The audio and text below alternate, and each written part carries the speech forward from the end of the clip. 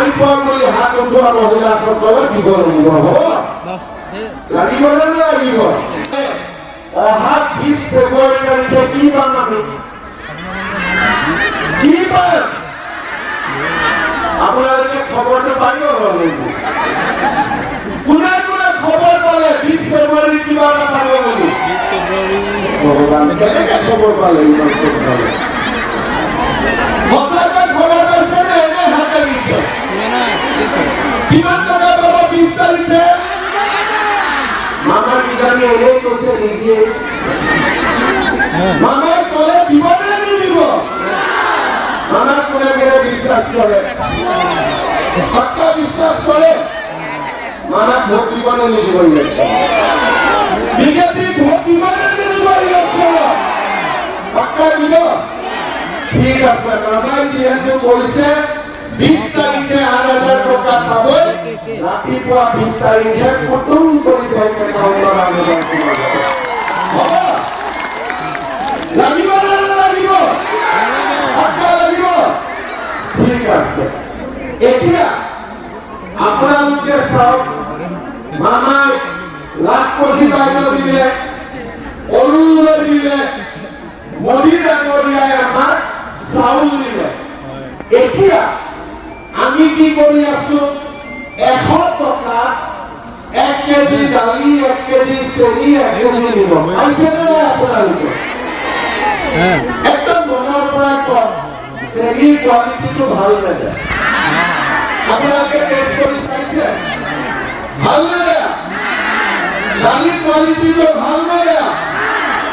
নিমখৰ কোৱালিটিটো ভাল নে বেয়া? যদি 100 টকা গভৰ্ণমেণ্টে নলয়, পুৰা বিনা পইচা দি দিয়ে, কেনেকুৱা লাগিব? কেনেকুৱা লাগিব? ভাল লাগিব? কাৰ কাৰ বেয়া লাগিব হাত জানিছে? আৰু কাৰ কাৰ ভাল লাগিব হাত জানক? বাপৰে, এই যে দালি, চেনি, নিমখ লগত আৰু কোনটো বস্তু বাকী আছে? কোনটো বস্তু বাকী আছে? আৰু যদি কিবা কাৰণত ইয়াৰ লগত মিঠাতেল 1 লিটাৰ লাগি যায়, কেনেকুৱা হ'ব? ভাল হ'ব? এইবাৰ আপোনালোকে বিজেপিক ইলেকশ্যনত জিকাই দিয়ক, দালি, চেনি, নিমখ, তেল, এতিয়া অৰুণোদয় হ'ল, উদ্যমিতা হ'ল, 8,000 হ'ল, বিনামূলীয়া চাউল হ'ল, 100 টকা দালি, নিমখ, চেনি হ'ল। এইবাৰ বিজেপিক ইলেকশ্যনত জিকাই দিয়ক, 100 টকাটো দিব নালাগে, পাক কৰি বিনা পইচা বস্তু আনি থাকে। হ'ব? এই কংগ্ৰেছ চৰকাৰে আমাক আগত কি দিছিলে? লুঙি আৰু ধুতি। বিজেপিয়ে কি দিছে? অৰুণোদয়, লাখপতি নিধি আৰু ল'ৰা ছোৱালীক পঢ়াৰ কাৰণে নিযুত মইনা আঁচনি। ল'ৰাবিলাকে মোক কৈ থাকে, মামা ছোৱালীক দিলে বাবুবিলাকক একো নকৰে। এতিয়া 1 ফেব্ৰুৱাৰীৰ পৰা বাবুবিলাকৰো পঢ়াৰ খৰচ আমি লওঁ। ভাল হ'ব নে বেয়া হ'ব? ভাল হ'ব। এই যে আপোনালোকৰ কাৰণে এই কামবিলাক যে আমি কৰি আছো, তাৰ কাৰণে বহুত মানুহে আমাক বেয়াও পায়। কেনেকে কাৰ্বি আংলঙত ইমান ৰাস্তা হৈ গ'ল, কেনেকে কাৰ্বি আংলঙত ইমান দলং হৈ গ'ল, কেনেকে কাৰ্বি আংলঙত মেডিকেল হৈ গ'ল, কেনেকে কাৰ্বি আংলংখন শান্তি হৈ গ'ল, সকলো মানুহে আনন্দত আছে, তাৰ কাৰণে আমাক বেয়াও পায়। কিন্তু মোক বেয়া পোৱা মানুহবিলাককে এটাই কথা কওঁ, মোক যিমানে গালি পাৰিবি সিমানে 1 কেজি চেনি বেছি কৰি দিবি। মোক যিমানে গালি পাৰিবি 1 লিটাৰ তেল মই বেছি কৰি দিবি। মোক যিমানে গালি পাৰিবি অৰুণোদয় টকা ইমানে বাধা কৰি দিবি। সেইকাৰণে তেওঁলোকে বুজি পাইছে যে মামাক গালি পাৰিলে আমাৰ বিপদহে হ'ব। 117 টকা দাম আছে, 100 টকালৈকে কমাই দিলে মামাক। এতিয়া আপোনালোকে এনেকৈ আমাক সাপোর্ট কৰি গৈ থাকক। আমি আপোনালোকক যাতে আমাৰ অসমখনক আমি আগুৱাই লৈ গৈ থাকিব পাৰোঁ। আজি আমাৰ হাওড়াঘাট সমষ্টিত 32,000 90 গৰাকী মহিলাই অনুমোদন পাইছে। আজি মই 2,500 অনুমোদন ইয়াতে যোগ কৰি দিলোঁ। যিসকলে পোৱা নাই মই আমাৰ MSC সকলক অনুৰোধ কৰিম বাছি বাছি বাছি দুখীয়া মানুহ যোনে পোৱা নাই তেওঁলোকক যাতে এইবাৰ দি দিয়াৰ ব্যৱস্থা কৰে, ক'তো যাতে কোনো গণ্ডগোল নকৰে, ধুনীয়াকৈ যাতে দি দিয়ে। আমাৰ ইয়াতে নিযুত মহিলা 1,222 গৰাকী ছাত্ৰী আজি উপকৃত হৈছে।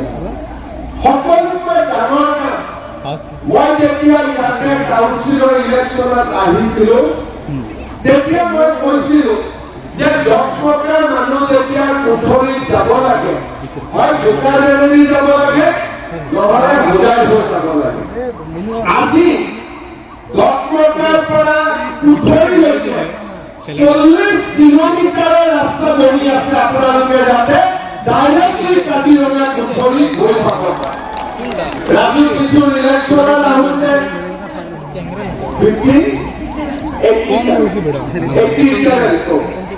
আজি এই যে জগমতা টাউনৰ মানুহ কোঠৰীত যাব পাৰিব, কাৰ্বিআংলঙৰ মাজেদি নগাঁও দি যাব নালাগে, গোলাঘাট দিও যাব নালাগে।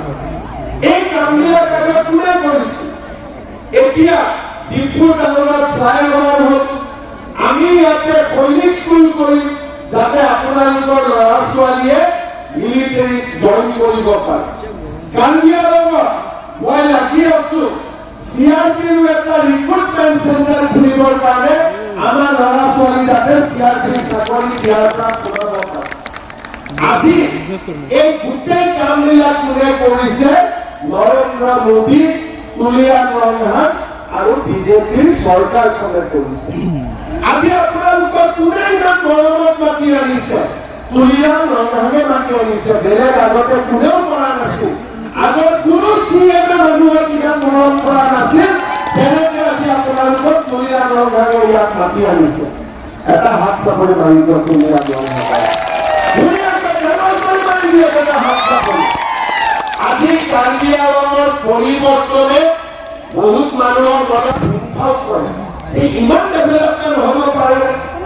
আজি আমি সকলোৱে লগ লাগি কাৰ্বিআংলঙৰ দুখীয়া দৰিদ্ৰ পিছপৰা মানুহৰ উপৰিও কাৰ্বিআংলঙৰ আজি ভাবিব নোৱাৰা উন্নতি আমি আগুৱাই লৈ গৈছো। আৰু আমি আপোনালোকক কাম কৰি 10,000, 25,000, 50,000 আপোনালোকক আমি লাখপতি বাইদেউ হিচাপে নিৰ্মাণ কৰিম। মই বহুত দীঘলীয়াকৈ নকওঁ কাৰণ আপোনালোকে ঘূৰি যাব লাগিব। এজন এজন কৰি যদি কাউণ্টাৰত যায় ৰাতি 8টা বাজি যাব। সেইকাৰণে আমি কি কৰিম?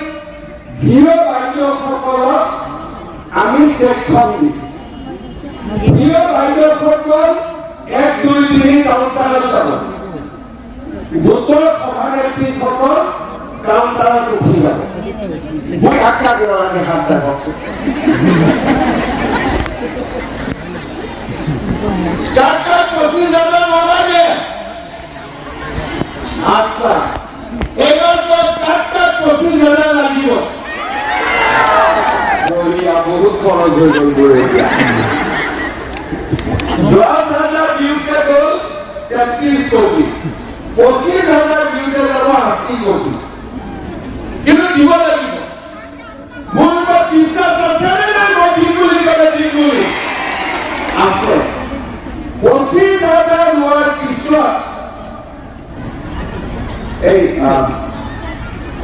আপোনালোকে 25,000 টকাটো কেনেকে খৰচ কৰিলে? বোলে 10,000 টকা পাওঁতে আমাৰ ব্যৱসায় আৰম্ভ কৰিছিলো। ঠিক হৈছে, ঠিক আছে, হ'ব আপোনালোকে চিন্তা নকৰিব। 10,000 টকা পোৱাৰ পিছত আমি আপোনালোকৰ ঘৰত আকৌ যাম।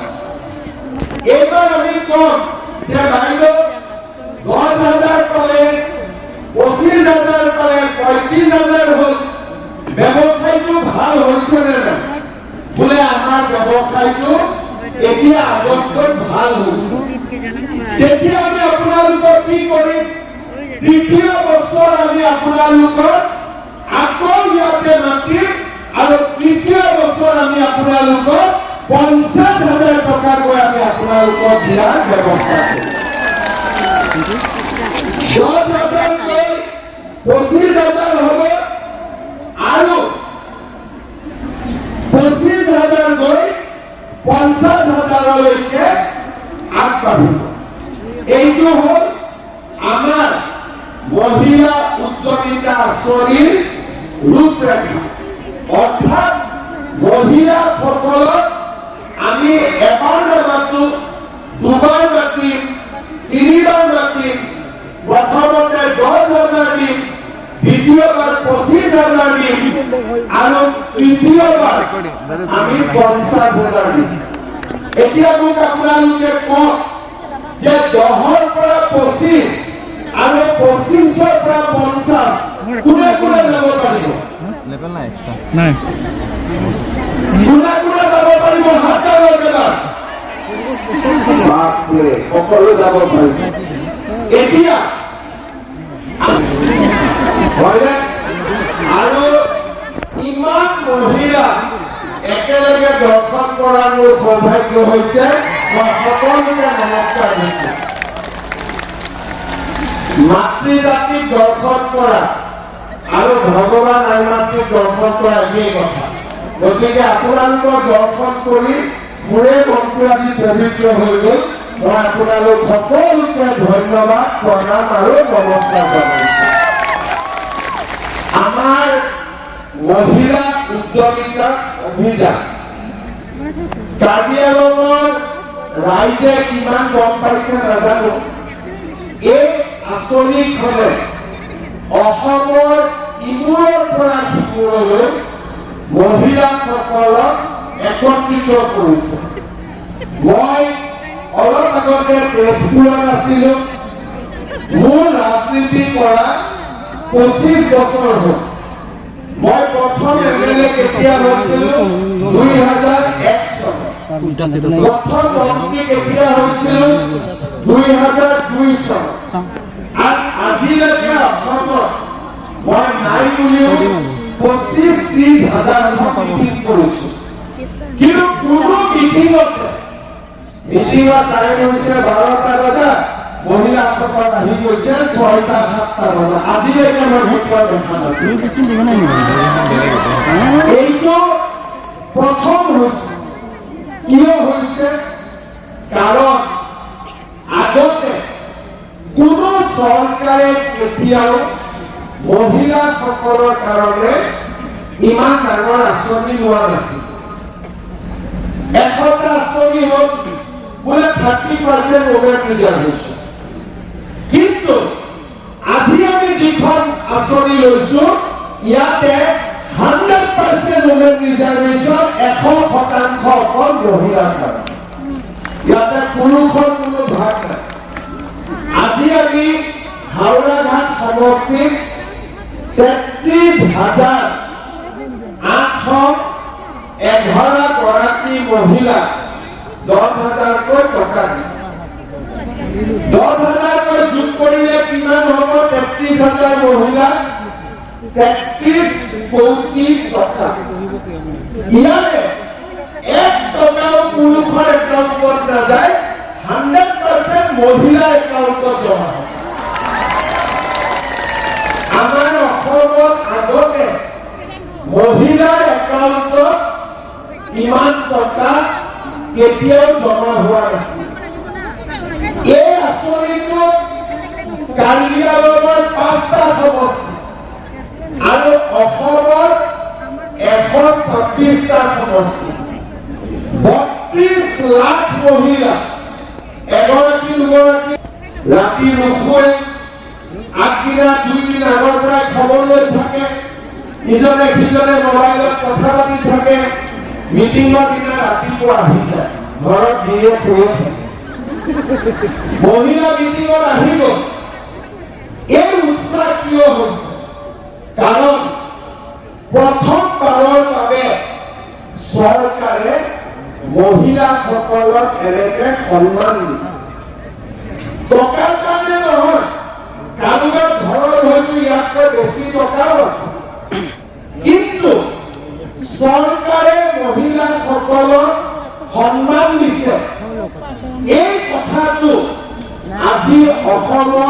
মহিলা সমাজৰ মাজত এটা উৎসাহৰ সৃষ্টি কৰিছে। আৰু বৰাক ভেলীয়ে হওক, কাৰ্বি আংলঙে হওক, তেজপুৰে হওক, ধুবুৰীয়ে হওক, ডিব্ৰুগড়ে হওক, সকলোতে মহিলা সমাজৰ মাজত উৎসাহ হৈছে।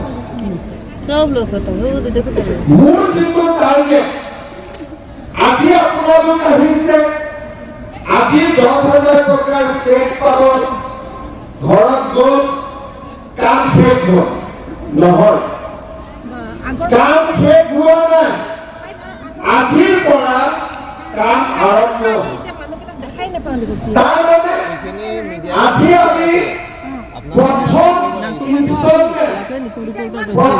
কিস্তি ধন আপোনালোকক দিম, কিন্তু আগলৈও আপোনালোকক প্ৰথম মানে শেষ নহয়, প্ৰথম মানে আৰম্ভণি। আমি আপোনালোকক আকৌ ভৱিষ্যতেও আমি আপোনালোকক এনেকে মাতি থাকিম, এনেকে আমি আপোনালোকক দি থাকিম। লাগিব নে নাই? আৰু কাক কাক আৰু নালাগে হাত ডাঙৰ নালাগে, কোন কোন আছে হাত ডাঙৰ? আচ্ছা, লাগা কাক কাক আছে হাত ডাঙৰ? চবতে লাগিব। তেতিয়াহ'লে মোৰ কথা আপোনালোকে ভাল কৰি শুনিব, আৰু যদি বুজি নাই পোৱা মোক সুধিব। প্ৰথম আজি আমি 10,000 টকাটো ললো, 10,000 টকাটো লোৱাৰ লগে লগে মনত ইচ্ছা হ'ব এটা মোবাইল কিনো, মনত ইচ্ছা হ'ব কাপোৰ কিনো, মনত ইচ্ছা হ'ব যে পিকনিকলৈকে যাওঁ, কাৰণ এতিয়া পিকনিকৰ বতাহ চলি আছে। কিন্তু এই 10,000 টকাটো দি আপোনালোকে মোবাইলো নিকিনিব, পিকনিকো নাযাব, কাপোৰো নিকিনিব। এই 10,000 টকাটো লৈ আমি কি কৰিম? 1 নম্বৰ, আমাৰ এটা সেলফ হেল্প গ্ৰুপ আছে, গ্ৰুপৰ একাউণ্টত আমি 10,000 টকাটো জমা দিলো, 1 লাখ। কোনোবাই কাম কৰিব খোজে, তাক 25,000 টকা আপোনালোকে লোন দিয়ক। গ্ৰুপটো চলিব, মহিলাসকলৰো ব্যৱসায় চলিব। কোনোবাই ক'ব যে নহয়, আমি গ্ৰুপত নিদিওঁ, আমি নিজে কৰিম। ঠিক আছে, আমি কি কৰিম?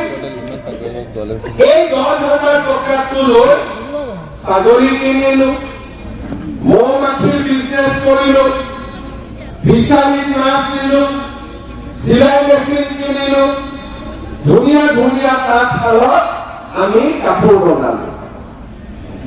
আমি নিজে 10,000 টকাটো খৰচ কৰিম। বোলে মই নিজে নোৱাৰো, ভয় লাগে, কিন্তু মোৰ হাজবেণ্ডৰ দোকান আছে, মোৰ হাজবেণ্ডৰ ফিচাৰী আছে, মোৰ হাজবেণ্ডৰ খেতি আছে, মোৰ হাজবেণ্ডৰ পাইকাৰী বিজনেছ আছে, মোৰ হাজবেণ্ডৰ ফিচাৰী আছে, গাই গৰু আছে, গাহৰি আছে, ছাগলী আছে। হাজবেণ্ডৰ বিজনেছত এই 10,000 টকাটো লগাই দিম। কি কি কৰো? 3টা কৰো। গ্ৰুপত দিয়ক, গ্ৰুপত নিদিলে নিজে খৰচ কৰক, নিজে খৰচ কৰিব নোৱাৰিলে হাজবেণ্ডৰ লগত মিলি এই টকাটো আপোনালোকে ভাল কামত খৰচ কৰক।